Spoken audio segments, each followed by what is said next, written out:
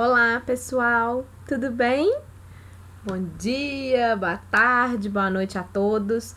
Confesso que com esse recesso que a gente teve da Semana Santa, eu já estava com saudade de vocês. Na verdade, estou com muita saudade da FUMEC, das nossas aulas, do encontro, né? Vamos falar agora um pouquinho nesse vídeo sobre Aristóteles e no próximo vídeo eu vou gravar sobre Santo Agostinho, para que esse vídeo seja realmente um resumo da aula que eu vou ministrar para vocês agora à noite e na sexta de manhã para a turma da manhã, e que seja aquilo que fique registrado como um resumo de tudo que eu propus para que vocês lessem e para que vocês assistissem dentro do nosso cronograma do programa letivo especial do nosso PLE. Então, Aristóteles, como já disse aqui inexoravelmente, quando a gente fala de Platão, foi aquele, dentre a tríade, né, da matriz grega, Sócrates, Platão e ele próprio, o terceiro grande pensador da Península do Peloponeso, que sai para influenciar até hoje o pensamento filosófico, mais do que filosófico no caso do Aristóteles especificamente, o pensamento científico de toda a humanidade, principalmente do mundo ocidental. Aristóteles também vai ter uma influência, porque foi o tutor, o preceptor de Alexandre, do ponto de vista do seu pensamento científico, seu pensamento filosófico, também no Oriente, é claro, né? Até porque o seu discípulo, nesse sentido da relação professor-mestre, foi um dos homens que até determinado momento da história tinha conquistado o maior império que o mundo já conheceu, Alexandre à frente do Império Macedônio. Então Aristóteles nasce em Estagira, na Grécia, e vai ter uma educação provavelmente na medicina, igual ao seu pai. Depois, quando seus pais morrem, ele é educado por uma irmã e vai viver em Atenas com uma idade em torno de 17 a 20 anos. Ali, ele vai ser um aluno, um dos melhores alunos da escola de Platão, da academia. Porém, se a gente puder falar em linhas gerais, Aristóteles vai ter uma grande e profunda dissidência com os ensinamentos do seu mestre, do Platão. Qual era ela? Eles pensavam diferente em vários pontos, mas nós podemos resumir esse pensamento com a diferença entre o Platão e Aristóteles no tocante ao que era o conhecer e como era possível conhecer. Para o Platão, você conhecia através da razão. Todo conhecimento do mundo, das coisas, advinha da razão. O Aristóteles não vai desprezar a razão, não é isso. Mas ele vai colocar a experimentação, a prática, como a maior forma de você obter conhecimento. E nesse sentido, para ele, algo que era e fazia parte, era a grande demonstração, na verdade, da virtude, sabedoria. Então, essa diferença entre razão e experimentação vai ser basilar entre professor Platão e colocamos assim, aluno, discípulo Aristóteles, que Aristóteles não vai ser o sucessor de Platão na academia depois que Platão vai morrer. Nesse ínterim aí, né, da vida dele, de Aristóteles, ele vai educar Alexandre, depois é que ele volta para Atenas e funda o Liceu, a sua escola. E o interessante quando a gente fala do Aristóteles é que num primeiro momento nós estamos falando de um pensador que é muito mais do que apenas um filósofo. O Aristóteles ele vai ter um trabalho ligado à ciência, à biologia, dentro da biologia, da taxonomia dos seres, da classificação dos seres, que é tão fabuloso e que demorou tanto tempo para ser refutado, ao mesmo tempo em que foi base para o desenvolvimento dessas áreas específicas, que ele não é só um grande expoente do conhecimento ali, né, arraigado à matriz do pensamento grega, apenas para a filosofia, mas também para outras inúmeras áreas do conhecimento. Como nós estamos aqui numa disciplina de filosofia aplicada ao direito, a filosofia do direito, claro que vai nos interessar mais aquilo que Aristóteles falará, ou que ele falou, sobre a parte da ética, da moral e da justiça, obviamente, né, gente? Eu acho que todos estão tranquilos quanto a isso, mas quem tiver interesse pode estudar o Aristóteles em outras, ou melhor, em todas as suas outras vertentes e interesses em relação ao conhecimento. Pois bem, a primeira grande coisa que Aristóteles vai nos dizer, né, em relação a sua expectativa da vida, é o seguinte: para o Aristóteles, nós temos dois grandes conceitos fundamentais no seu pensamento, e isso vai levar ao seu conceito de pensamento e dos seus desdobramentos intelectuais em relação ao campo da ética. Primeiro, o grande conceito, que não é do Aristóteles, mas era um conceito grego em geral, da eudaimonia, ou eudaimonia, como outros gostam de pronunciar. O que significa isso? É aquele estado de felicidade. Um estado de felicidade no sentido do florescer da felicidade humana. Se você pega o significado dessa palavra de origem grega em dicionários ingleses, por exemplo, eles vão falar em florescimento de uma ideia de ser pleno, ser feliz. E nesse sentido, dentro desse conceito de eudaimonia, o outro conceito que Aristóteles vai basicamente trabalhar e vai ter como pressuposto o seu pensamento ético é a ideia de teleologia, ou seja, tudo tem uma finalidade. E para o Aristóteles, a grande finalidade da vida, né? Ou seja, tudo que cumpre uma função nessa vida deveria cumprir a função de trazer felicidade ou de ser uma coisa boa. Então, Aristóteles tem uma relação entre a eudaimonia ou eudaimonia e a teleologia, que ela é direta, ou seja, a grande finalidade da vida, que é a felicidade, ela vai nos levar a pensar no campo da ética, porque vem da palavra ethos, né, grega, que significa costume, prática, aquilo que, então eu me pergunto, né, o que é bom e o que é ruim na prática e nas ações humanas. O Aristóteles vai colocar esse critério já absoluto. Tudo que é bom é aquilo que cumpre a sua finalidade, aquilo que cumpre a sua razão de ser. Então, portanto, tudo que é bom é ético nesse sentido. E vamos dar um exemplo aqui bem bobo, né?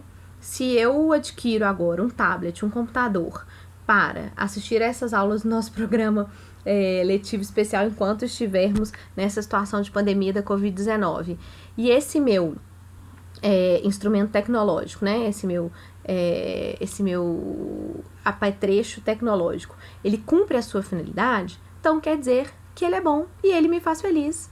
E, portanto, existe aí uma medida da vida desse objeto, assim como existe uma medida da vida humana, que é ser feliz. Só que diz o Aristóteles, ser feliz tem a ver muito, não com esse conceito, a gente pensar numa vida de propaganda de margarina, não é isso.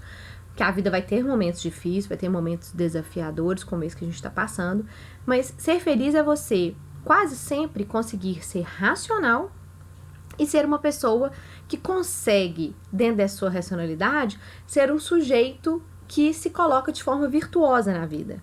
E para o Aristóteles, é óbvio, a virtude ela não está nem na falta, nem no excesso. A virtude está no caminho do meio.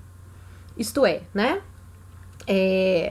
O certo para que você seja uma pessoa feliz é você pensar a sua vida de maneira racional, a ponto de você sempre pautar as suas condutas e as suas ações, pensando que elas serão virtuosas ou objetivando que elas sejam a partir de um caminho do meio, de um caminho de temperança.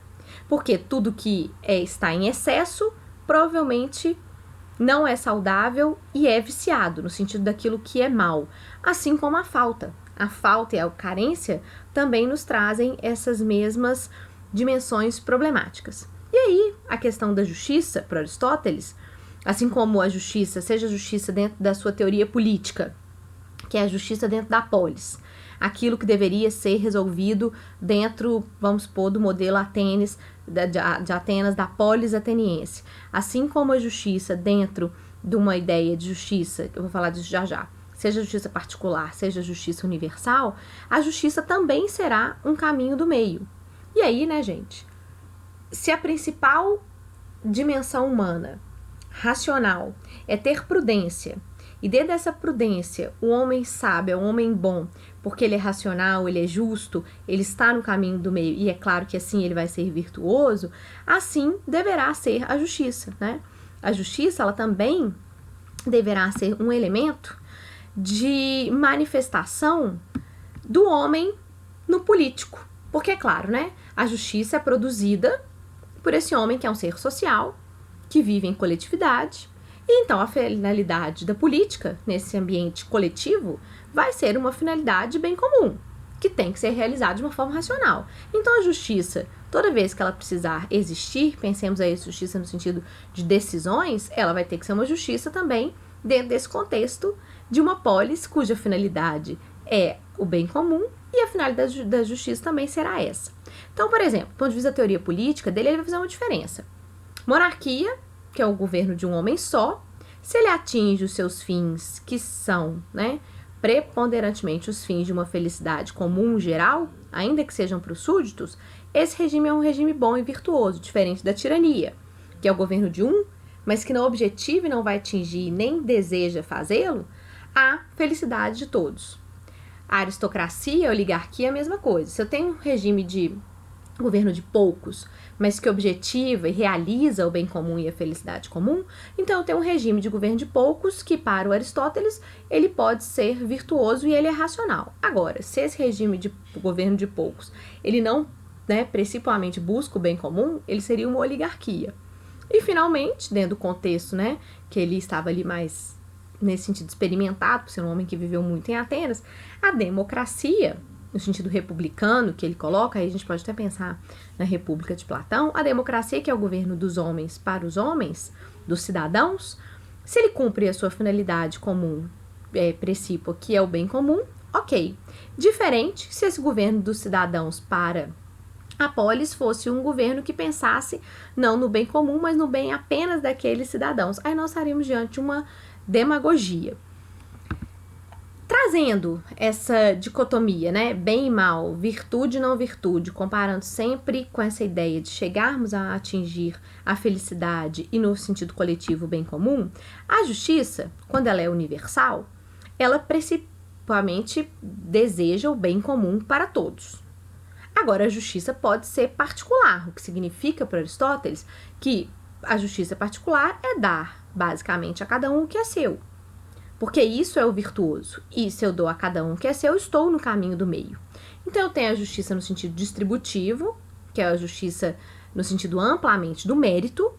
Então, é justo aquele que é o melhor vencer, tá?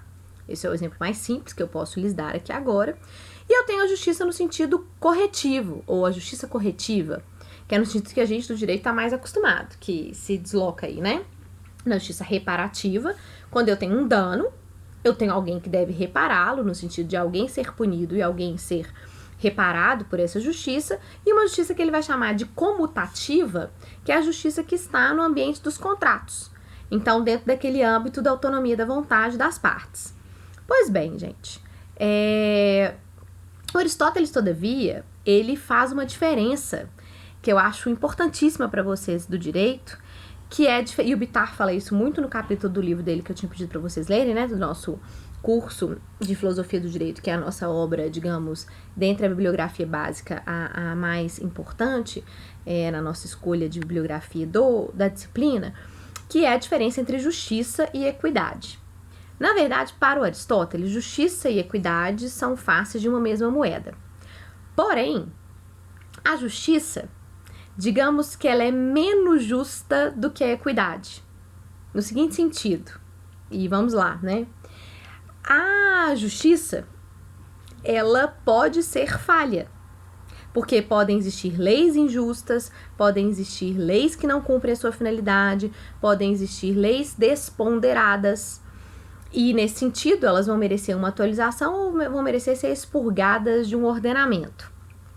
Porém, a equidade, ela serve justamente para você poder, de forma, né, digamos, muito mais ampla, consertar os erros, consertar os desvios, consertar as, digamos, distorções, os rigores excessivos da lei.